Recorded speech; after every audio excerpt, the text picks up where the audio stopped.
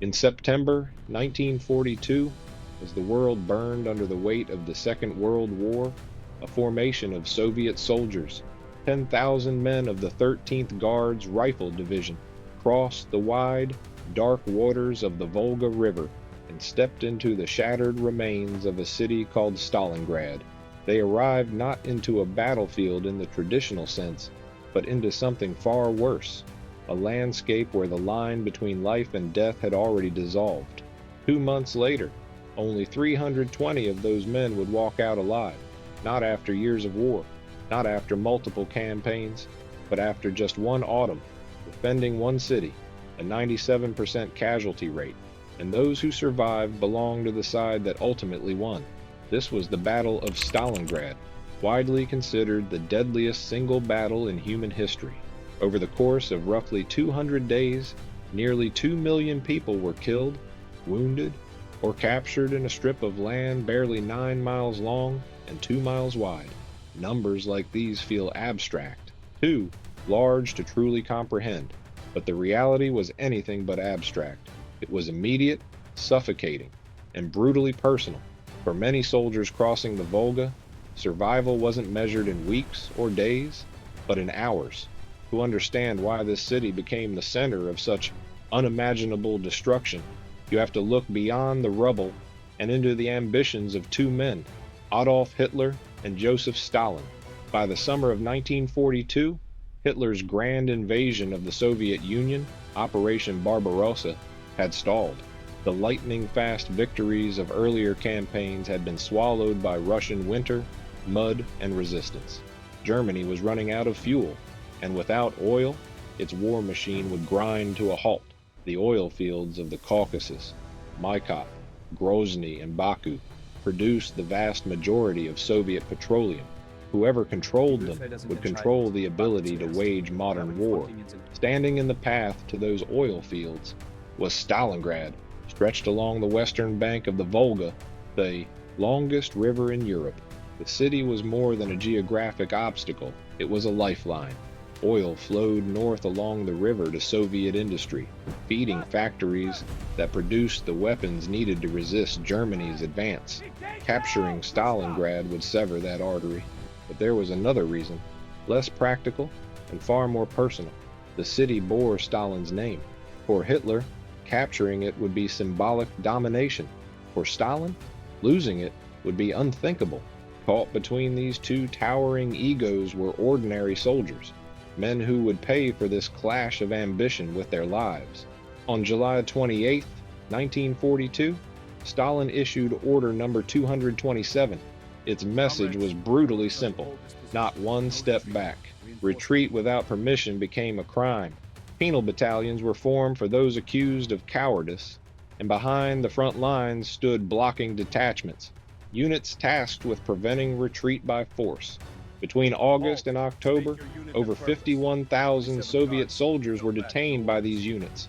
Most were sent back to fight. Nearly 1,000 were executed. It was not the mass slaughter sometimes imagined, but it was enough to ensure one thing: retreat was no longer an option. Now imagine arriving in Stalingrad as one of those soldiers. Ahead of you stands the German 6th Army, supported by tanks, artillery, and the Luftwaffe dominating the skies. Behind you is the Volga, wide, cold, and deadly, with no bridge to cross. And beyond that river, men with orders to shoot you if you try to flee. Advancing might kill you. Retreating will kill you. Surrender is not even considered. Your only choice is to fight. By the time ground combat truly began, Stalingrad was already dying.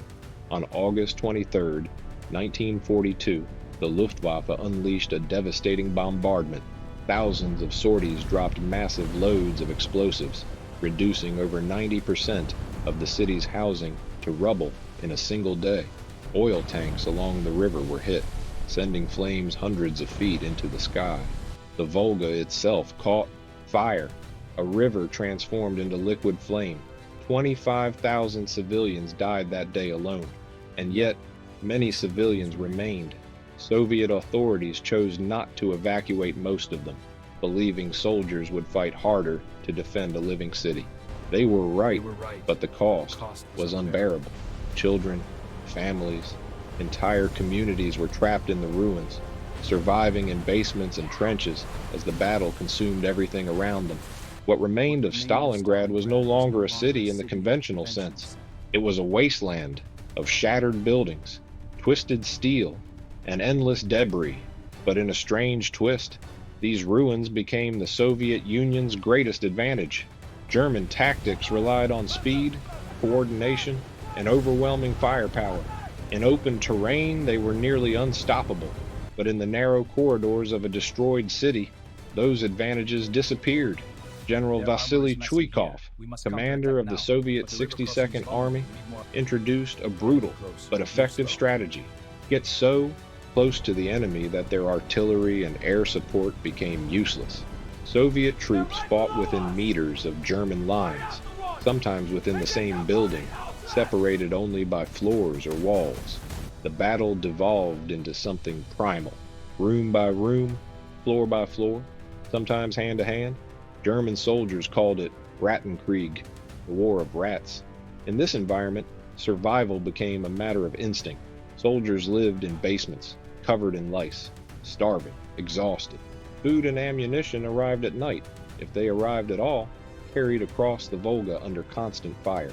Sleep came in minutes, not hours. Every movement risked attracting a sniper's bullet.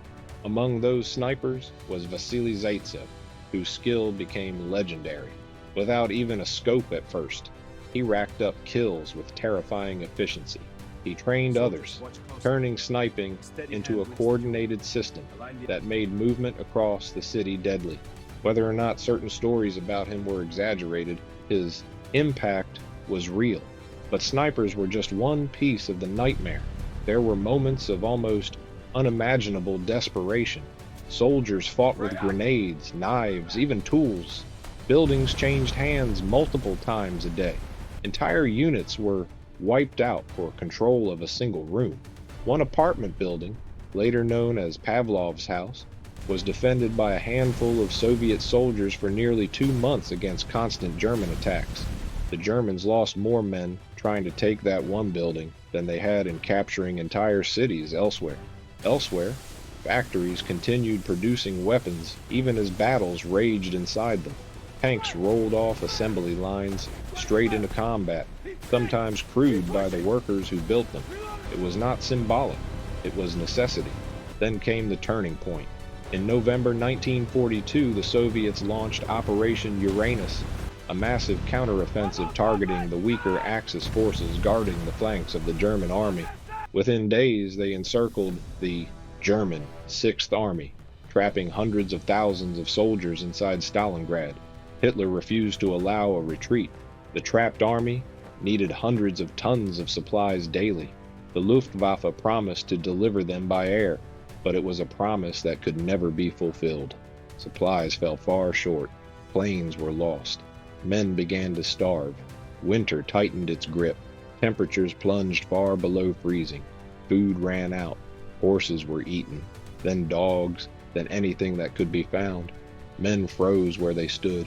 Wounded soldiers were sometimes left outside to die quickly rather than slowly from infection. Hope briefly flickered when a German relief force attempted to break through. Soldiers in Stalingrad could see the distant flashes of artillery. Rescue seemed close, but it never came. The attempt failed. They were alone. What followed was slow, relentless collapse. By early 1943, the German army in Stalingrad was no longer a fighting force. It was a mass of starving, freezing, exhausted men. On January 30th, Hitler promoted General Friedrich Paulus to Field Marshal, a rank no German had ever surrendered with. The message was clear: die, don't surrender. Paulus surrendered the next day. By February 2nd, the battle was over. Of the roughly 91,000 German soldiers captured, fewer than 6,000 would ever return home. The rest died in captivity. Stalingrad was no longer a functioning city. It was a graveyard. Buildings were destroyed. Industry was gone. The population had been reduced to a fraction of what it once was. The land itself was scarred, filled with metal, debris, and the remains of those who had died there. Today, the city is known as Volgograd, but the memory of Stalingrad remains. The battle marked a turning point in the war. It broke the momentum of the German advance and shifted the balance in favor of the Soviet Union. But beyond strategy and statistics, it stands as a reminder of what humans can endure and what they can inflict on one another. Because in the end, Stalingrad was not just a battle of armies, it was a battle of survival, of fear, of desperation, of will. And for most who entered it, survival was never an option.